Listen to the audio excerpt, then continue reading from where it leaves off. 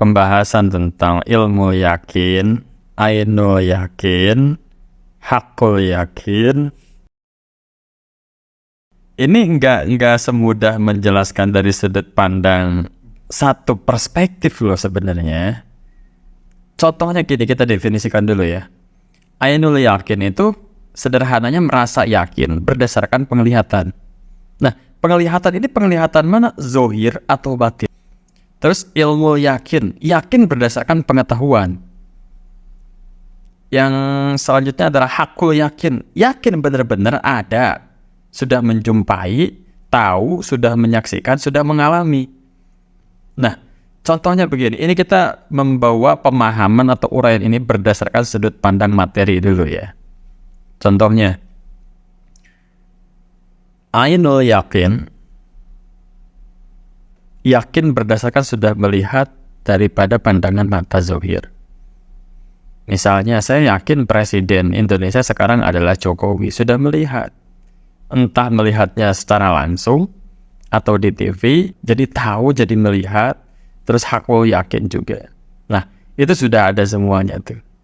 Sekarang kalau misalkan kita ada ilmu yakin, tahu, tapi belum melihat, belum menjumpai, belum merasakan, belum mengalami, kira-kira begitu. Apa misalkan? Saya tahu presiden setelah Jokowi ini ada presiden gitu. Nah, inilah ilmu yakin yang belum dinampakkan secara zohir siapa presidennya, bagaimana wujudnya dan seterusnya belum merasakan. Nah, itu ilmu yakin. Hakul yakin juga sama, akan selalu ada seperti itu sesuai sunnatullah atau nubuah alam semesta. Jadi tidak akan pernah tidak ada gitu loh.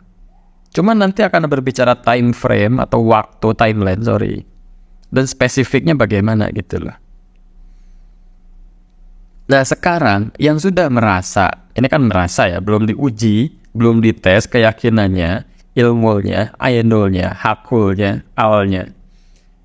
Tentang sederhananya satu keilmuan ruh, yaitu alam barzakh, siksa kubur, Nabi Isa turun, Al-Mahdi, dan seterusnya yang berhubungan dengan ilmu roh. Nah, ini relevansinya berdasarkan data-data yang sudah ada di Al-Quran dan hadis. Gitu. Bisa jadi data di Al-Quran dan hadis sudah benar dan tidak salah. Tetapi cara memahaminya jika tidak berdasarkan nubuwah atau keilmuan Nabi atau kenabian, itu bisa jadi menyesatkan. Mau nggak mau bahasanya harus seperti itu. Contohnya begini. Menerangkan alam barzakh, siksa kubur, padang mahsyar, itu sudah ada dalilnya, sudah ada keterangannya, baik di Quran ataupun hadis. Lalu mentakwilkannya itu setelah putus nyawa. Nah, itu nggak relevan, mentakwilkan informasi seperti itu nggak relevan itu.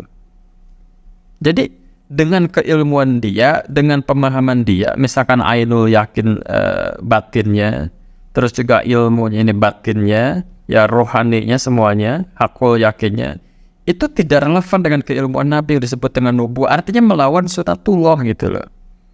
Ini banyak kasus seperti ini, dan harus segera diluruskan oleh minhajin nubuah itu sendiri, atau kepemimpinan nubuah itu sendiri. Lalu yang benar bagaimana memahami konteks atau bab rohani seperti itu? Ya, dasarnya yang pertama adalah nubuah itu sendiri. Pahami itu nubuahnya. Apa sih nubuah? Sederhananya adalah sunnatullah alam semesta. Tidak akan pernah bertentangan. Contohnya orang mati, hidup lagi itu nggak ada. Itu rumus dasar seperti itu contohnya. Nanti dibawa ke semua informasi yang ada di Al-Quran dan hadis, itu nggak boleh satupun istilahnya melawan sunnatullah, ibaratnya seperti itu. Kalau istilah kata bertentangan dengan dalil, itu belum apa-apa, dalam arti belum final gitu loh. Karena dalil A, dalil B itu bisa bertentangan, tapi kalau nubuah itu dia tidak akan pernah bertentangan. Gitu loh guys.